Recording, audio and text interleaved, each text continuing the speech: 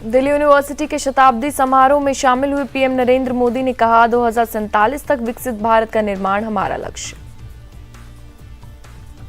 तब लक्ष्य था भारत की स्वतंत्रता, अब हमारा लक्ष्य है 2047 तक विकसित भारत का निर्माण। राहुल गांधी जी को आगे। कांग्रेस अध्यक्ष मल्लिकार्जुन खड़गे ने सवाल उठाया कि विपक्ष कुछ भी करता है तो बीजेपी को ड्रामा ही क्यों लगता है। खड़गे ने कहा कि बीजेपी तानाशाही पार्टी है, इसलिए वो विपक्ष को बर्दाश्त नहीं कर पा रही।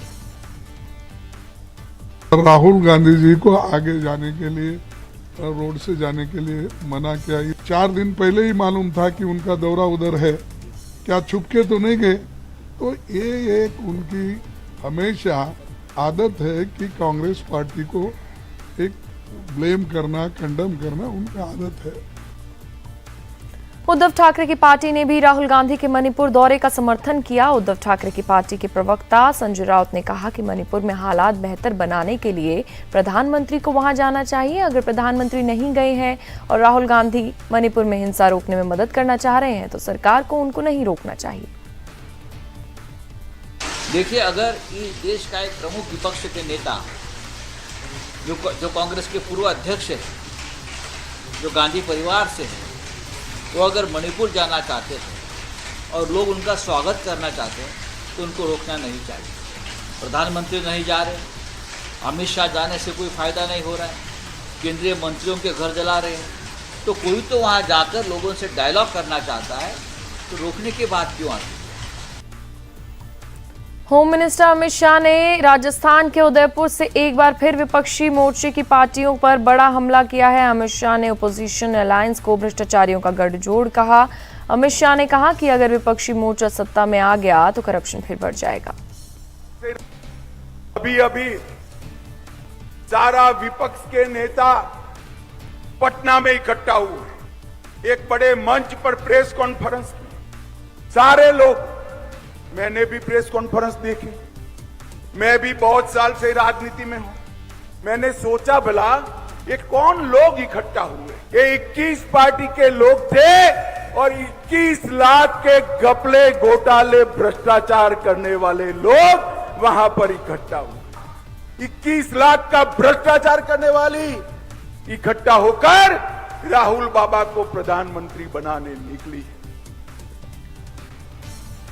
अमित शाह ने कहा कि वोट बैंक के लालच में गहलोत सरकार अपीजमेंट की पॉलिटिक्स कर रही है। यही वजह है कि कन्हैया लाल केस के ट्रायल के लिए अब तक राजस्थान सरकार ने फास्ट ट्रैक कोर्ट नहीं बनाया, वरना अब तक कन्हैया लाल को इंसाफ मिल चुका होता।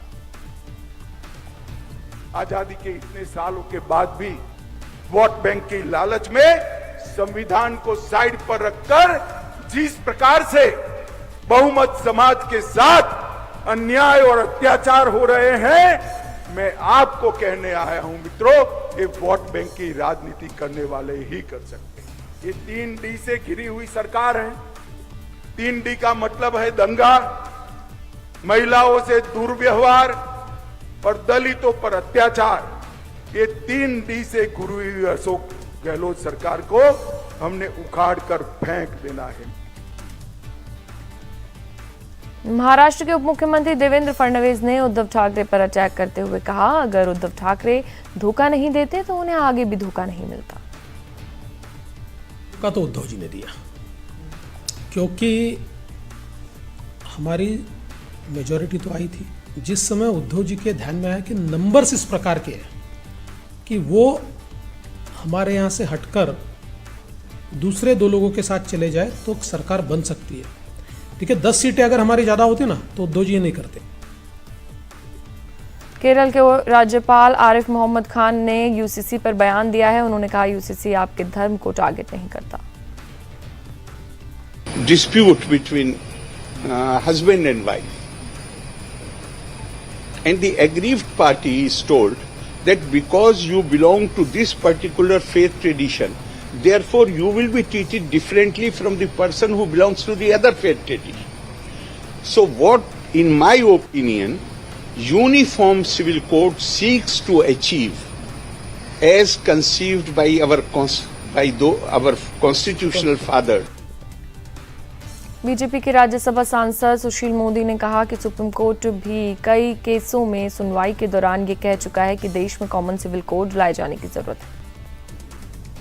यानी एक व्यक्ति एक विवाह करे, अगर इस प्रकार का कोई कानून बनता तो इसमें क्यों किसी को आपत्ति होनी चाहिए? तलाक के बारे में समान कानून बनना चाहिए, मेंटेनेंस के बारे में बनना चाहिए।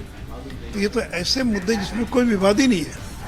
प्रचार ये कर दिया गया कि अब ये कॉमन सिविल कोड आएगा तो धार्मिक रीति रिवाज जो है, तो रीति रिवाज से कॉमन सिविल कोड का कोई मतलब नहीं है। और अगर देश में क्रिमिनल लॉ सभी लोगों के लिए एक हो सकता है तो सिविल लॉ क्यों नहीं हो सकता एक जो है? सुशील मोदी ने कहा कि सुप्रीम कोर्ट भी कई केसों में सुनवाई के दौरान ये कह चुका है कि देश में कॉमन सिविल कोड लाए जाने की जरूरत है। उत्तर प्रदेश के मुख्यमंत्री योगी आदित्यनाथ आज प्रयागराज पहुंचे। सीएम योगी ने कहा यूपी अब माफिया मुक्त हो रहा है। उन्होंने कहा पहले की सरकारों में सरकारी जमीन पर होता था कब्जा, बीजेपी सरकार आने के बाद कब्जे हटाए गए। पहले के 76 आवास है, लेकिन इसके पीछे एक पवित्र भाव है। याद करिए, ये वही प्रदेश है जहां 2017 के पहले गरीबों की भूमि पर, व्यापारियों की भूमि पर, सरकारी भूमि पर कोई भी माफिया, कोई भी दबंग आकर के कब्जा कर लेता था, गरीब देखता रहता था। लेकिन अब उन्हीं माफिया और दबंगों से छुड़ाई गई भूमि पर गरीबों के लिए आशियाना बन रहे हैं, अच्छे भवन बन रहे हैं। यह अपने आप एक मैसेज है। राहुल गांधी भी आज मणिपुर में पूरे दिन एक्टिव रहे। राहुल गांधी ने कई राहत कैंपों में जाकर वहां रह रहे सैकड़ों लोगों से मुलाकात की, साथ ही शांति की अपील की। उन्होंने कहा यहां के कैंप की सुविधाओं में और सुधार की जरूरत है। मणिपुर को शांति की ज़रूरत है, हिंसा से कुछ नहीं होने वाला है। रिलीफ कैंप्स में मैं गया, हर कम्युनिटी से मैंने बात की। रिलीफ कैंप्स में थोड़ी कमियां हैं, दवाई की कमी है, खाने की थोड़ी कमी है, तो सरकार को इन चीज़ों के बारे में एक्शन लेना चाहिए।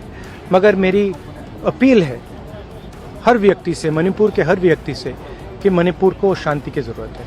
मैं यहाँ हाजिर हूँ, जो भी मैं कर सकता हूँ, जो भी मदद मैं कर सकता हूँ शांति के लिए, मैं करने के लिए तैयार हूँ।